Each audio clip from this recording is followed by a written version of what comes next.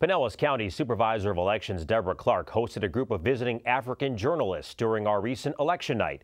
The group of 19 print and broadcast journalists are touring the United States through a program with the State Department and were hosted locally by the University of South Florida's St. Petersburg School of Journalism and Media Studies.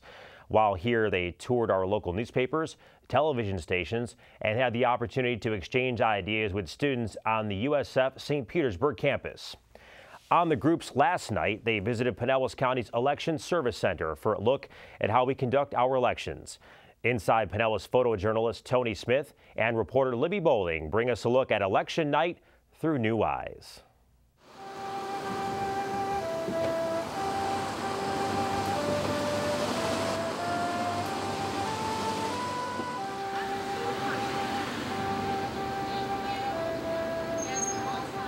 How amazing, how exciting to have people from so many different countries in Africa want to come to our country to see how we conduct our elections. It's a real privilege. Thank you. Okay. Thank you all. Thank you. We're hosting the Murrow program for journalists. It's our second year of doing that. And this is the group that joins us this year, 19 English-speaking Africans. Sorry.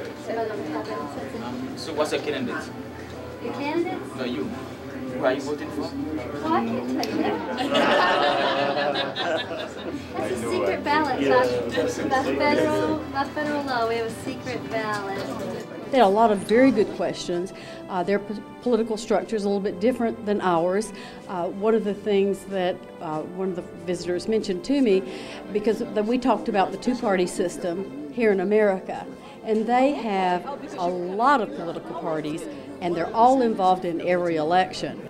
For a few of them, this is going to be the very first time they've seen an election process. And we start getting results pretty soon after 7. So immediately we'll post the early voting results and the mail ballot, the absentee ballot results right after 7. So, but then soon after that we start getting the. In a few minutes we'll know something. Yeah, in a few minutes they'll start posting. Yeah. In where I came from, there's no voting cards. I never voted, and it's my first time to see people voting and to be in a polling station. I see like I'm in the best area in this world. We have a lot of that. Yeah. Wow. What can you say? What can you say? It breaks your heart. It breaks your heart. We take so much for granted. And he's not the first one. He's not the first visitor who has been here and just marveled at the transparency and the fact that every citizen is allowed to participate in their government, in the democratic process.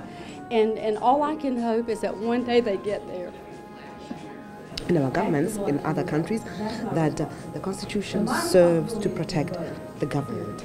But it looks like the Constitution serves, in this country, the Constitution has been written to protect the American, the American to speak, therefore freedom of expression and freedom of press, and just other civil liberties that we have learned of in the past few days.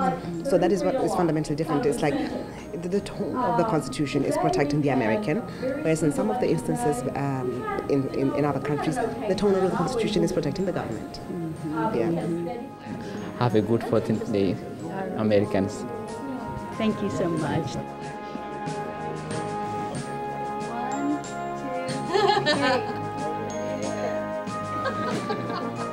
2, 3. Very nice. Thank you.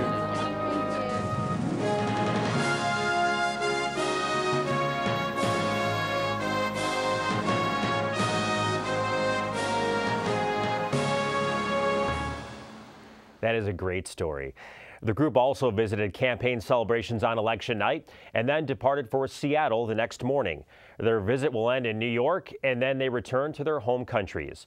If you'd like to learn more about our elections process, visit Pinellas County Supervisor of Elections website at votepinellas.com.